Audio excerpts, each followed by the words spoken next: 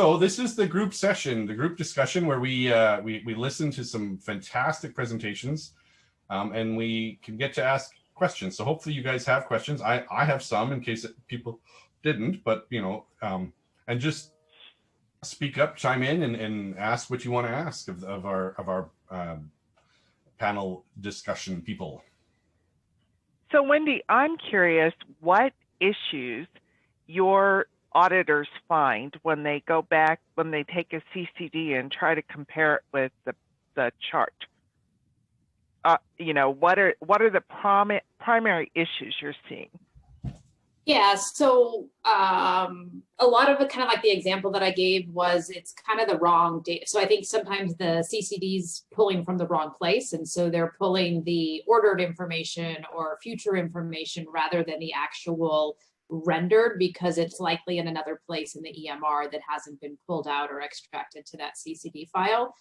One of the biggest issues actually this past year in 2020 with COVID was the inability to even go get the primary source. And so you now had these data that couldn't even be validated because doctors' offices had shut down and all of that stuff. So one of the big pushes is, in a world where we have these data readily available in an electronic format, if we can kind of pre-validate them or get them in a place where people trust them for use, we need to rely on that manual process of going back to get the charts during a pandemic or even when there's not a pandemic. But really, it's kind of the missingness of data, the inability to actually say, yes, this in fact happened, rather than, was it done? We can't really get back to the point that truly performed information.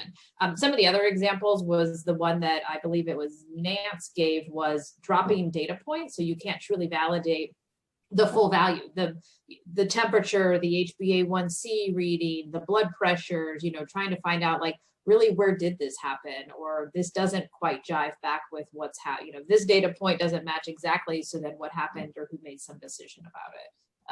So things of that nature. Have you seen that a lot, the dropping of, of digits? I'm just curious because, in terms of, so I don't see, because I'm on the back end, I don't actually do these audits anymore, but our validators who were working with us through the pilot, and John can probably chime in too, when they were doing some of the data quality with some of the HIEs and other of their clients, there were some issues that more seemed to be when our validators were doing some of the PSV work. So that primary source back to the, there was either missingness, and so it was either kind of like a truncated type value that the whole thing wasn't being read. Now, was it a field formatting error? They were typically able to get back and figure out what the issue was, but when you then receive this entire file that everything had either truncated or done some sort of logic application that didn't quite make logical sense. So it just kind of varies, and Nance or John might actually be able to provide more closer. Yeah. Wendy, the testing that you're describing, do you find this is like a surprise that organizations are not being responsible for actually looking at the content of the CDAs that they're producing and making sure themselves they sort of leave it downstream to be checked somewhere else? So a little bit of both. Really kind of what drives this is the health plans themselves. So we actually, in some of our discovery in New York, when we were working with those pilots, we were actually talking to some of the health plans who said, we have HIEs in the state who have a wealth of data. We just don't trust the quality of it. Because they were taking the data and looking at it and, trying to match it up, and were making decisions just not to use the data because things just weren't complete. There was lack of completeness of it. So then when we started to work with the HIEs, they all handled their data very differently. Some did really just say, well, it comes in the front door and it goes out the back door, and it's not my responsibility to do anything with it in between. And so we're like, yeah, but somebody needs to take responsibility for it. If it's not you, then no wonder nobody wants to take your data. So it's like, you can't just open the door and send it out the back. You need to take a look at it. You need to understand it. Wendy, I think you make a point that it is so important for the leadership of HIEs to listen to, because I find myself among my colleagues sometimes very lonely in my argument for how much responsibility we have. Yeah. Well, and I'll give credit a little bit to the DAV process to pull off of that, Nance, which is part of the DAV process is not just a technical testing, it's about data governance. It's about what data provenance and being able to document where did it come in, how was it managed, how was it outbounded for it, and taking some responsibility for that. On the specific one, and actually, I want to say just one thing before I answer the specific one, Wendy, that you mentioned about dropping data points. First, Rachel, what you said earlier around QRDAs, we take in QRDA ones, we love them. We outbound QRDA ones. We will actually use them for it. We find exactly what you were saying, which is not most systems can batch them up and send them in bulk. And a lot of people don't want to get them on the outbound. So we can take it from a QRDA one and then outbound it as a C-CDA. We can take it as a C-CDA and then outbound it as a QRDA one. We find from a software perspective, being an interlocutor of that data is a big value add for it. So everything that I said in the publication I put out there is not a beat up on QRDA ones. It's just more of it's what we're doing on for it. But Wendy, to your specific one, we've done some pretty extensive validation. In C-CDAs, we generally do not find that dropping decimal points is a prevalent or a big issue for it. So both in vital signs and results, this is critical. And we've done a lot of validation, not a lot of that's happening. What we tend to find happens, I'll give a couple examples of things that we find, and then also like where might this manifest itself? Because Nance, I don't doubt that that's exactly what was happening with some of the CSVs and other things that you had for it. The things that we see that are problematic are units of measure. We find a lot of places are not using standard unit of measures. And unit of measure are important. Yeah, or any. Thank you, Linda. And units of measure are really important because, my science teacher. Can everybody mute when you're not talking? Can everybody mute? Just we're getting some background noise. Okay. Units of measure are really important. My high school chemistry teacher would always just say, when you say the answer is 9, what's 9 what? 9 bananas? You got to say what it is. If you have an HbA1c reading and it's 9.2, that's 9.2%. It's the percent of hemoglobin essentially for it. So you have to actually put that unit of measure for this to really be trustworthy for a lot of use cases. And we have found some instances where there is a mismatch, but often it does go to a little bit of implementation. And again, this is something that we haven't seen recently, but I'll say one that we saw back in 2015, 2016 timeframe for it. We found a couple EHRs that were mixing and matching pounds and kilograms, which are not the same. For it. So you need to be cautious to make sure that when you're recording a patient's weight, if it's in pounds and it's shown in pounds, you send pounds, you don't send kilograms. Kilograms might be the more preferred unit of measure for weight, but you got to send what you're actually measuring. But we found one for height, which was, and again, this EHR has taken care of it in the last several years, but back in 2015, 2016 timeframe for it, they were sending height twice. Every time they sent height in vital signs, they were sending it twice. And one was the feet and the other one was the inches, which is just, if you think about that, that's going to be problematic from anybody because you're going to get a lot of people who are 10 inches long. I'm 5'11", now I'm just 11 inches. I'm 5 feet in one vital sign. I'm either really short or I'm just, I guess I'm not a human if you're only 11 inches long. John, when it comes to data specificity, are you seeing any improvements in the way time is represented? And that's something we've been working on for a while. Are you seeing any signs of time being represented more accurately? Yeah, so I'll give one more thing just to finish out the thought on Nance's for it. But the thing that we see from where values are getting truncated and messed up for it is, from a diameter health perspective, we've approached all vital signs, all results as information to be stored as strings. Oh, and Nance, if you're speaking, Nance, you're on mute. Okay. When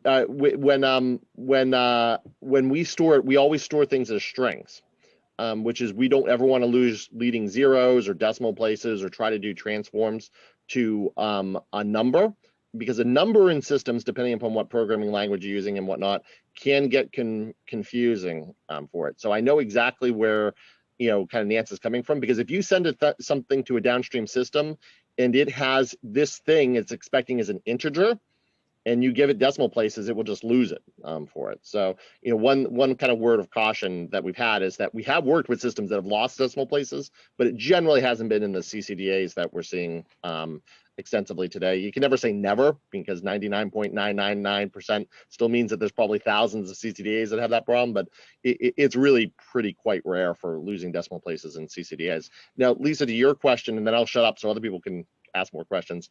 Dates have gotten better, I'd say overall, which is we're getting a lot of time precision.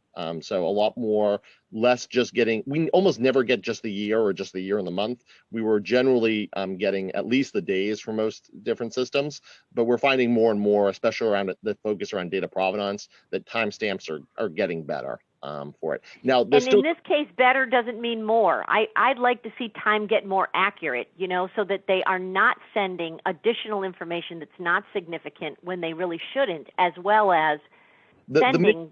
The midnight timestamps was always a misleader in our perspective. If you send, you know, November 11th, and then you send 0000000000, which means just midnight, the instant of midnight, and we'd say, well, was it really actually done at the instant of midnight, or was it done that day? That's gotten better because the C-CDA scorecard checks for excess time precision for it. Yes. We check for that kind of stuff for it.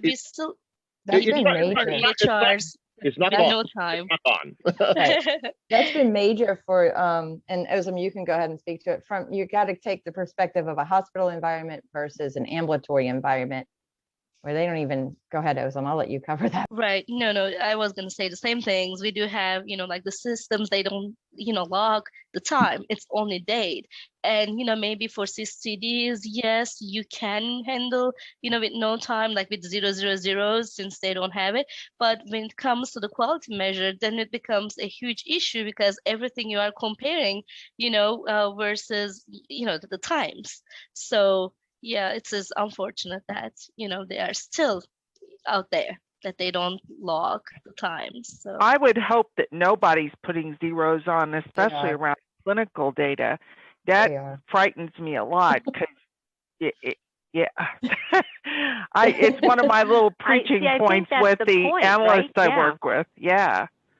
You don't want to be padding out information that's not present. If your system only captures information accurate to the day, then you should only be putting out information accurate to the day. Padding zeros to make something up is not helping. But it's wrong. And it's actually is that wrong. your point? When you said that ambulatory systems, that you could fix the problem by adding zeros, that's not the point that we're trying to make. We don't want zero padding in there. And is the spec clear about that, Lisa? Yeah, C-CDA yes, and we've spent a lot of time in the companion guide, and this might be some of the problem too, Nance, is that the specifications are hard to find, they're hard to access if you're not deeply in the know to know that, well, you need to read the companion guide to get some of this deeper insight about things you should and shouldn't be doing. You can't just look at consolidated CDA to get it. And the other, but we have a segment for that later today. Oh, cool. I look forward to that. But the other reality is that the implementations in practice cover many versions.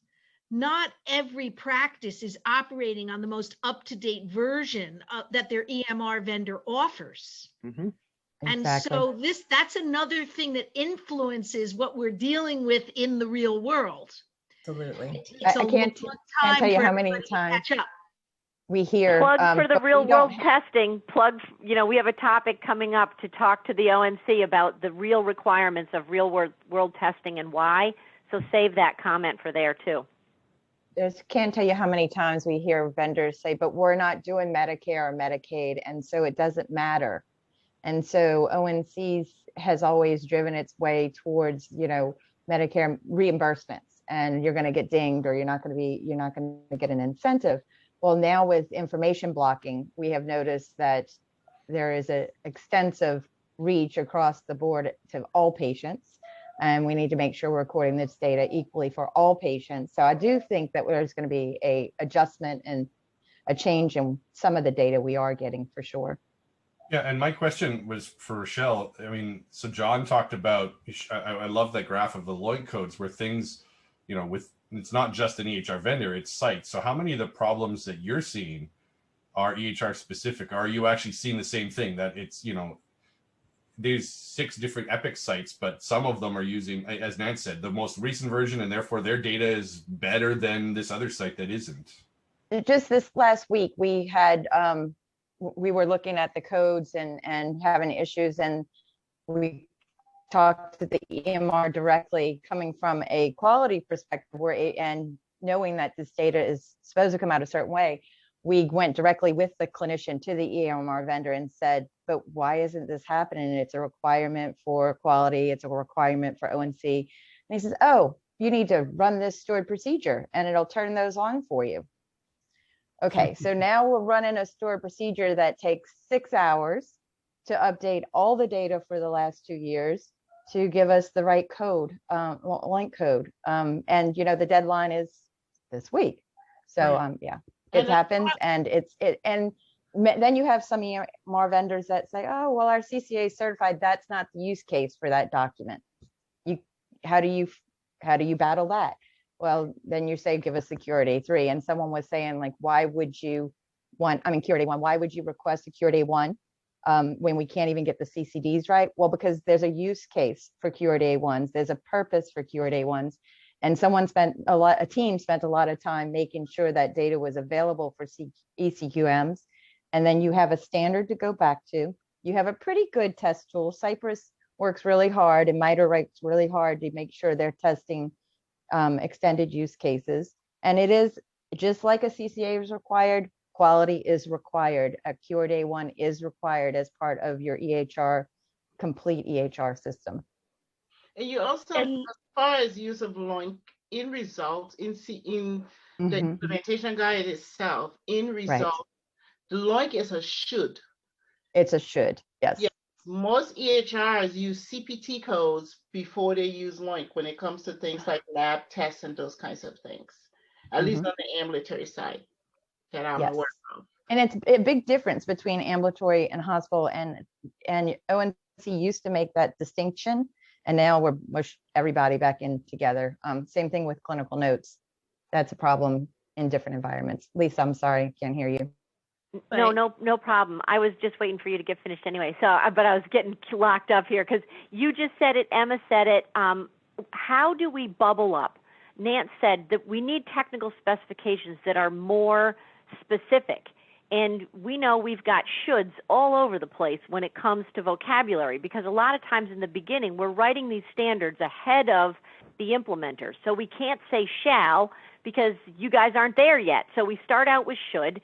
When's the right time to tighten the vocabulary binding from a should to a shall so that we can move to a place where, like, everybody would use link codes for their results?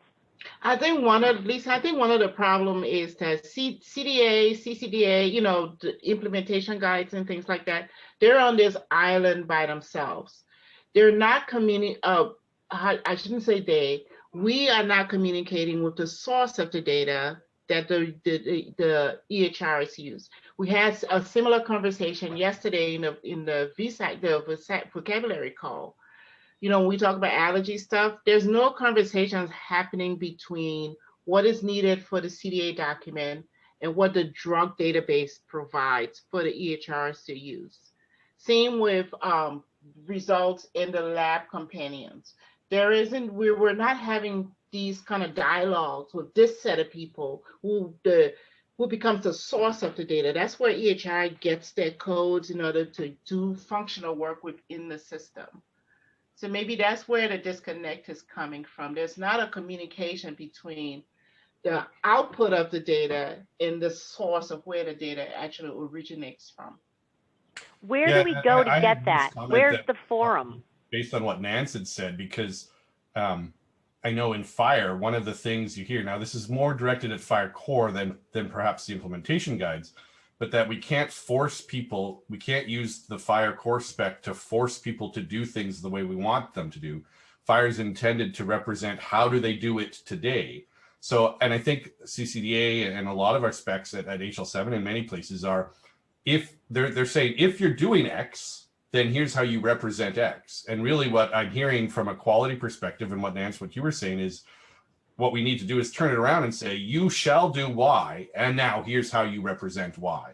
When you send a problem, you will do this, and you will capture this, and you will put, and it goes here, as opposed to saying, if you capture your problems using LOINC, then the LOINC code goes here. If you capture it, use this, but it's a switch. And again, FHIR has as its basic thing to say, you know, no, we don't do that in the core. But I think in implementation guides, I know I'm doing one for the FDA. It's not related to quality here. It's about, you know, product labeling, where we're actually going in and saying, you will put this here and you will put this here, because we need these elements and they need to look exactly like this. Well, that might apply to a lot of our EHR quality data. We need it to look like this so that we can do things from it.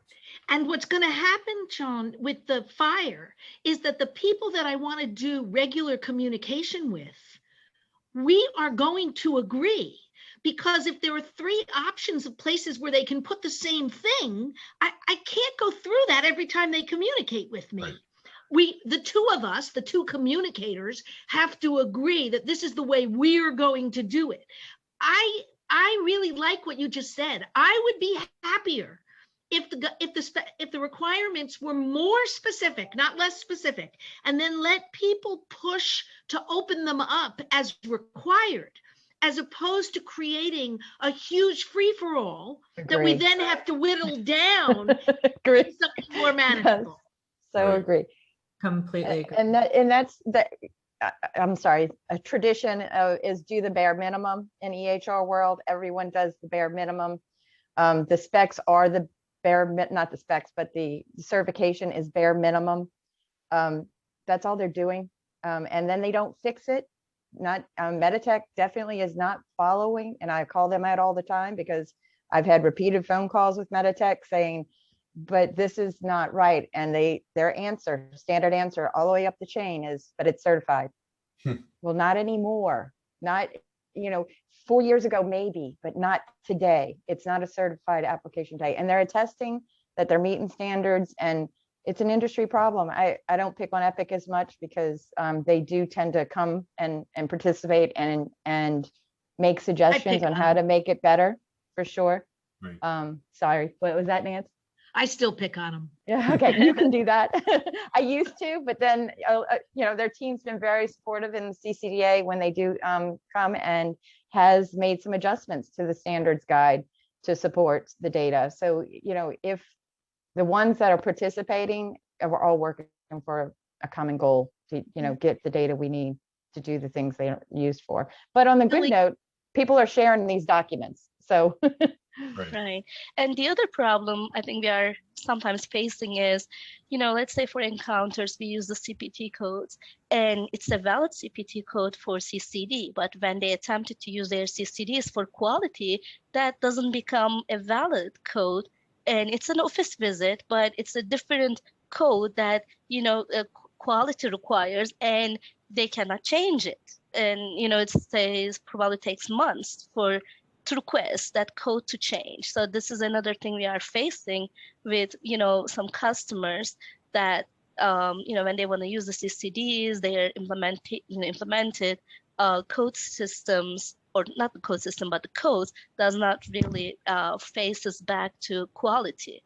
So I don't know. I'd like to ask that question to Wendy Aslam. The point that you're making is really important, and you'll hear later on today about our annual value set update that we do for consolidated CDA, and some of the work that the CDA management group is doing to figure out how to align value sets between CDA and FHIR.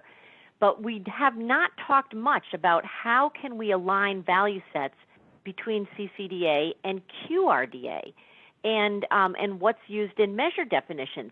And it's a hard problem. A lot of times those 2 silos are so separate.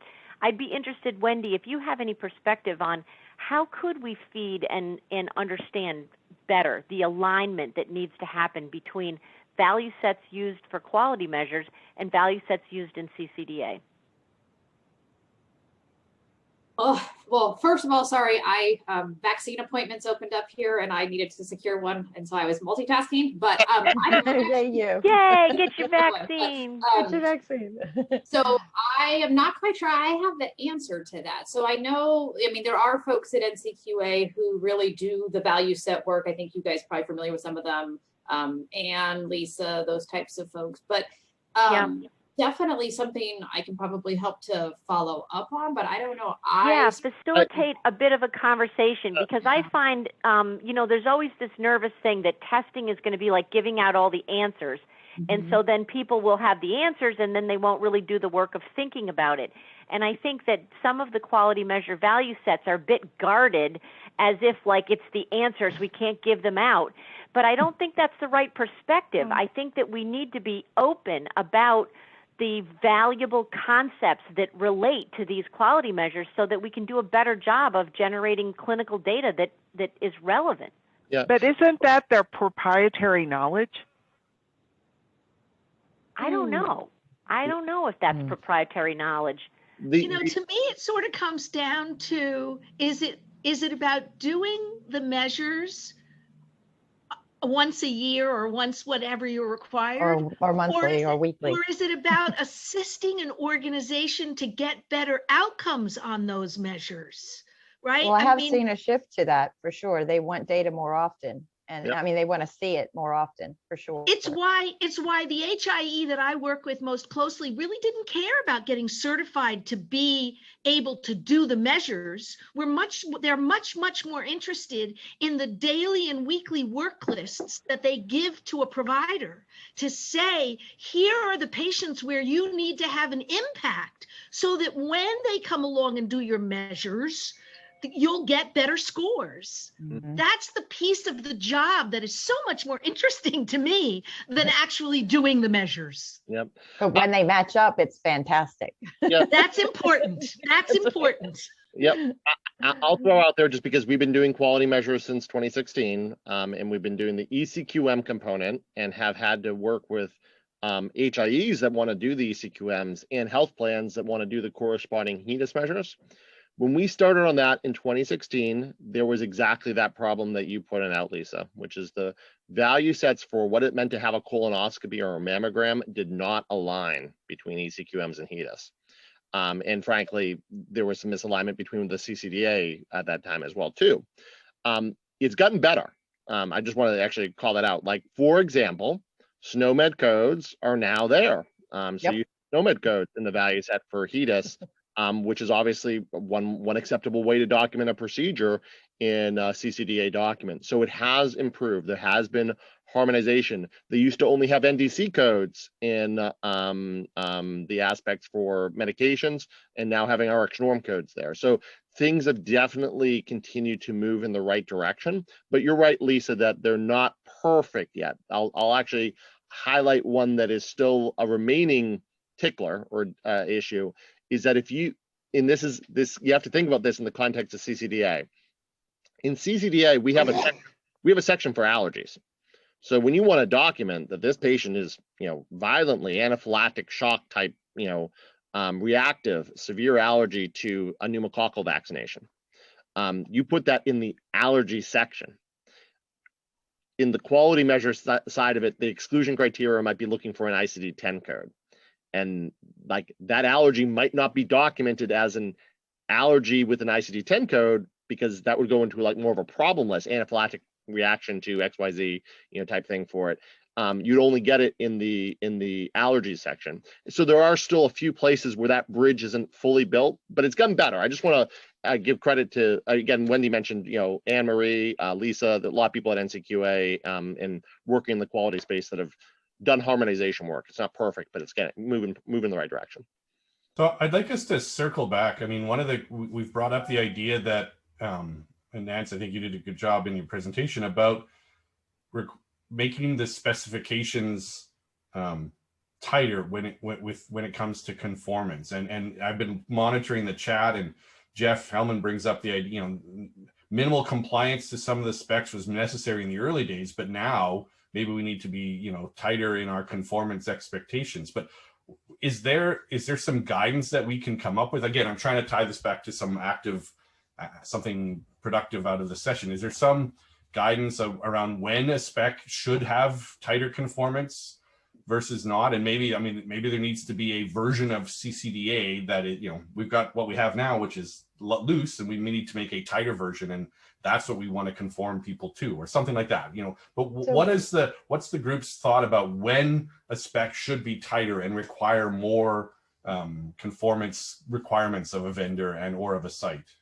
I think when you're trying to use it outside of the use case that's been presented, for instance, C-CDA to fire, you can take a C-CDA and create fire resources from it, but there's a different spec guide you're following to make that happen. And, you know, there's not one there is publicly available ones, but Dynamic Health IT has taken that C-CDA and give our clients the C-CDA specs, and we say, but if you're gonna use the C-CDA for fire resources, you need to do X, Y, Z, and we expand it. So expanding those implementation guides to support the use cases. So having one specifically for quality, although we already have a document, I'm just going to say, would be nice. But I think a part of the challenge comes with when C-CDA started, they didn't know there was going to be fire. And no, I get it, which is why it's so great we're all working together to make this better, right? but it's why I'm very uncomfortable about how loosey-goosey the fire spec is, because we don't know what's coming next either. And when the fire spec is implemented in 3,000 different permutations, then moving it along to whatever comes next is 3,000 times more complicated than if the fire spec had been implemented in a very much more similar way across all those points, all those data points. So I don't know, I find myself going back to saying vaguer specifications are not better. And I read Jeff Hellman's comment in the chat as well and respond to it. I think the challenge to us is, how do we implement along the way? You put out a set of specifications and you have vendors get certified according to those specifications, and that's the end of the day. That's not good enough. There has to be something, I think, that causes intermediary and continuous monitoring of how the specification is being implemented and modified to respond to the real world. And I don't know exactly how we build that in from a compliance monitoring point of view, but I hope that all the smart people I'm hanging out with today are going to help do that. I'm like, Nancy, you're a part of it right here. Here's our continuous improvement. And I think for someone who's a moderate on, lids off, I think you could really appreciate that you can't just have, there's reasons why specs start out loose in the beginning, and there's reasons why making them tighter helps things in the end. But in the middle, the truth is we have to be talking to each other about when does it make sense for them to be tighter or looser at this point in time. Yeah. And I would also just want to add to that a little bit, Lisa. How do we make a part of the compliance that all of the businesses that are involved in the industry have to stay engaged in the moderation as time goes on? Because we've all alluded to the fact that the EMR, they wanted to get certified, and they're kind of done until you come at them with another hammer. So we need some intermediary tools that bring the industry along with what use cases and implementation experience is teaching us. Yeah, that's what I was going to ask, is in the US market, and this is where I put my Canadian hat on. So, we have a very different market. So in Alberta, the province I'm in Saskatchewan, the one next door, where a lot of the exchange is to the province has the ability to legislate and say, thou shalt do X. And they got, there's 6 vendors to do X. And then they went, okay, now you're going to do Y, which is the next step, because that's what we want. In the US, with your fragmented healthcare market, that seems harder to do. I mean, I guess you could have ONC come along and say, okay, well, you did good. You all got certified to that standard. Now we've moved the bar. Yeah. But even there, like you said, Nance, and many people here have said, right, like the good, I got conformed. Good, I'm done. And the answer to Rochelle will always be, well, hey, it's conformant. I'm compliant. So, you know, Standard answer on the standards. So, I mean, many of you know kind of past dialogues I've had for it. So Nance and Rochelle, you know, I'm not going to fight the idea that continuing to improve and tighten is a great thing. But I've also, you know, the challenge that you run into with this is a few, which is one is that you know, we've been under kind of the burden, and I would say that this probably wasn't fully anticipated 10 years ago when a lot of this rolled out, backwards compatibility. Right. Of basically saying that everything new that we do in the future can't break backwards compatibility. And that's been a hardship because that prevents some tightening for it. I would also say that I mean, you know, Jean, to a little bit to your remark, you know, the federal government and really also the whole ecosystem, like health plans, NCQA, all have a role to play in this, because there is a lot of ways to tighten up that will force changes across there. So I'm going to be very clear, like we saw that problem get resolved around procedures and future procedures not being in there. We found 2 EHRs respond to that, not because of a government edict, not because of something new from the standards. It was because customers who paid them said, you fix this or you out.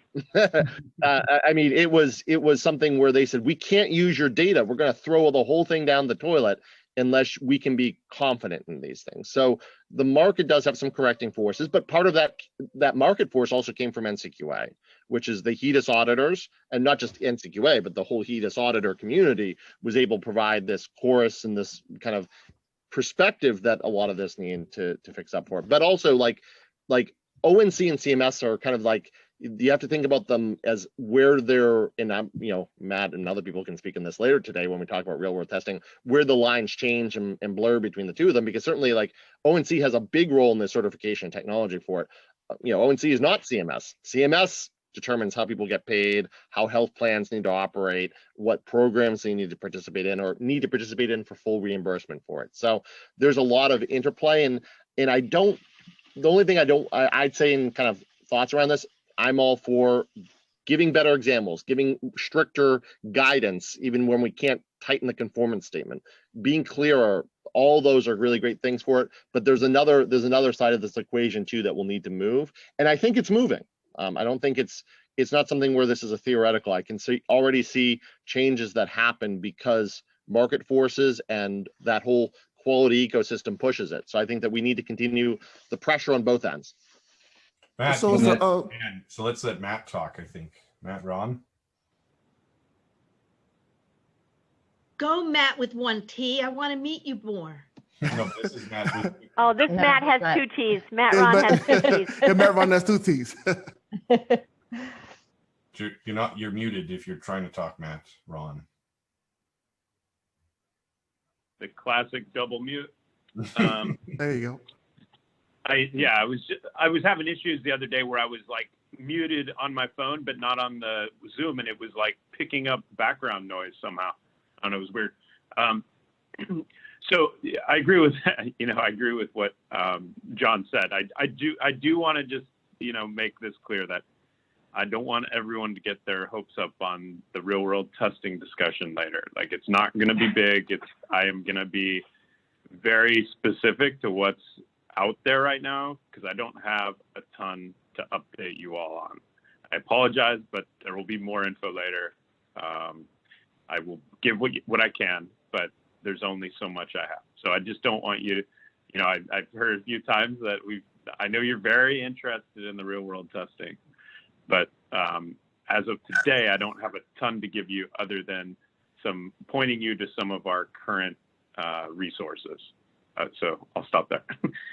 And Matt, Ron, this is Dee Dee. I have your back. I know the eHealth Exchange has been doing that real world testing since 2018, and we do have an update, an upcoming May 1, 2021 date where all participants must pass. And it's interesting to see how those numbers have changed. We literally went from 2018 where 281 different gateways, meaning some sort of partners, whether it was a hospital health system or HIE or whatever, was failing testing. All 100% were failing. and now we've gotten over 50%. We're anticipating that we're going to have about 90 to 95% passing by May 1, based on the trajectory we're going on right now. So there are some That's real awesome. world testing, and we are the ones saying, yeah, the Meditechs of the world, yes, I passed certification, but guess what? You're not passing for your vendor implementation at this customer site. And so we're rallying all the customers together to help push those envelopes somewhat. Yep. So. Yeah, that sounds like again in the marketplace in the US, that's a huge thing, is to get the customers asking. We always thought here in Canada that the customers would drive, but we have such a small marketplace, so it's a small number of vendors. But I saw that slide, John, that you showed of all the EMRs. It's wonderful. We need to get them all to come to the IAT, but because it's so segmented, yeah, you're going to have a push, not just from above, from ONC, but from below, from the customers saying, hey, I saw, Dr. X says, hey, Dr. Y's got all this great data and my data sucks. You better make my data better, or I'm switching to whatever he's got, right? So, okay. I think we need to give reach our out to HIMSS. Maybe Right. we need to reach to HIMSS. Yeah, go ahead, Linda. I think we need to give our EMRs badges for participation that they can. Yes. Right? Yeah. Natasha's compiling a list of who gets badges today for all the EMRs that have come to the IAT. And we definitely have EMR participation. I try to always write up and congratulate the EHRs who are here, listening, participating. And what we need to do is figure out how to reach out to the ones that are not here so that we can create a forum where we can get, that's the hardest thing, is getting the forum of people together. Right. It sounds like have their customers reach out to them, or maybe the payers that they give data to reach out to. I know Zadir and I, way back when, I think it was the second IAT, we attended HIMSS, and our job was just to go to all of the EMR and EHR vendors at HIMSS to tell them about the IAT. And I know quite a few, I think, I can't remember them, but quite a few came because of that reach out. So I think we need to do some more of those. So that's good. Again, conscious of time, I don't know that we got, Lisa, I don't know we got anywhere actionable. We didn't get it, I think the conversation has been great, and I think we've got some ideas for where to go next, but nothing necessarily actionable. Is that going to be, maybe we need to put I mean, the actions that I heard, I heard actions around figuring out how we do a better job to gather the EHRs into our community to have them be present. I got actions around looking at spots, asking for spots where there's vocabulary bindings that should be tighter. I got actions around figuring out, following back up with Wendy on how do we do more alignment between value sets used for quality, for this quality use case, and value sets used for clinical data documentation, and figuring out what do we need to do to figure out where those linkages are and how we inform people. Yep. And maybe that last one is how do you help customers raise their expectations on their vendors? I thought of one more too. Yeah, Rochelle was saying QRDAs are so much better. I get the feeling from participating in CQI that quality is moving to FHIR pretty fast. So I wonder what that means for the QRDA in the long run. Do we need to be looking at what QRDA provides today that C-CDA does not, and perhaps expanding or adding templates to do that? Absolutely. Yeah. All right.